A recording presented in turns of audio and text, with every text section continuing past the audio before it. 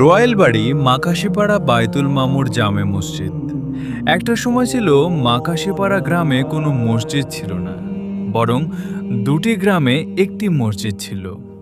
অত্র এলাকার মুরব্বী এবং যুবকদের চেষ্টা মেহনতে নির্মাণ হয় বায়তুল মামুর জামে মসজিদ।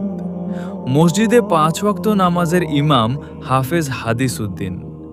মসজিদের পাশেই রয়েছে অত্র এলাকার কৃতি সন্তান, মিডিয়া ব্যক্তিত্ব, ইসলামিক বক্তা ও শিল্পী হাফেজ কারি আজহারুল ইসলাম আশরাফি সাহেব দামাত বারাকাতুহু, উনার বাড়ি। কোনো বান্দা বান্দি এক কদম নড়তে পারবে না। এর মুমিন, আজকে দুনিয়ার পিছনে পড়ে আল্লাহকে ভুলে গেছো, দুনিয়ার মোহে পড়ে আখিরাত ভুলে গেছো, কবর জিন্দেগি ভুলে গেছো, হাসর নাসর ভুলে গেছো। তবে সবার কাছে নাইম নামে পরিচিত, যার আজানের সুনাম ছড়িয়ে আছে অত্র এলাকায়। আল্লাহু আকবার,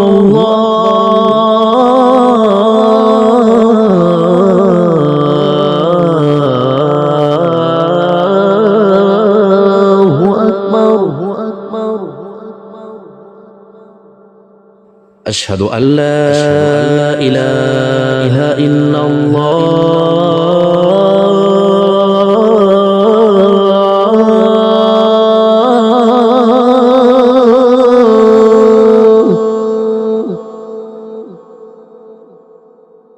আশহাদু আল্লা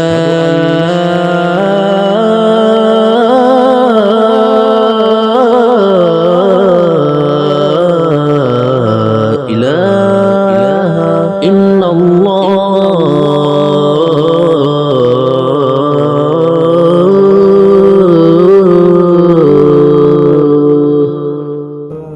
আশেপাশে গ্রামের অনেকে জানান, একটা সময় ছিল তখন মাকাশিপাড়া গ্রামে প্রতি বছর যাত্রা গানের আয়োজন করা হতো।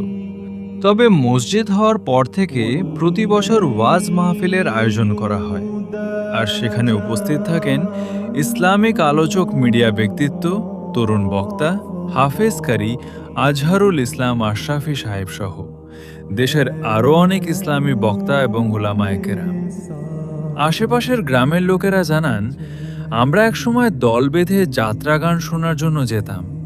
আল্লাহর অশেষ মেহেরবানিতে প্রতি বছর ওয়াজ মাহফিল হয় এবং আমরা দল বেঁধে ওয়াজ শোনার জন্য যাই। মাকাশিপাড়ার নিরিবিলি মনোরম পরিবেশ গ্রামের সৌন্দর্য বাড়িয়ে দেয়।